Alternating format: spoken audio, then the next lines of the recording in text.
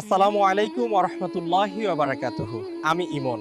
প্রিয় ভাই ও বোনেরা, আপনাদের সবাই আমার ইউটিউব চ্যানেলে স্বাগতম। হতে পারে এই ভিডিওটি আপনার জীবন পাল্টে দেবে। তাই এই ভিডিওতে কি কি তুলে ধরা হয়েছে তা জানতে পুরো ভিডিওটি দেখুন। একটি গ্রামে রাশিদ নামক একটি যুবক ছিল।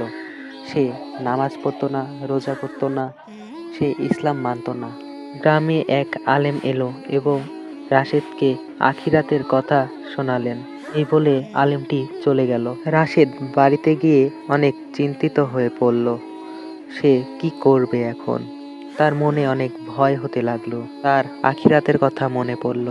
রাশেদ কয়েকদিন যাবৎ আর ঘুমাতেও পারল না শান্তিতে। তার শুধু কবরের কথা মনে পড়ে। রাশেদের মনে পড়ে সেই আলেমের কথা। আলেম বলেছিলেন, কিয়ামতের দিন ছেলে বাবাকে চিনবে না, মা ছেলেকে চিনবে না। সে ভয়ে আল্লাহর কাছে মাপ চাইলেন, হে আল্লাহ, আমাকে ক্ষমা করে দিন। পরের দিন থেকেই সে বদলে গেল।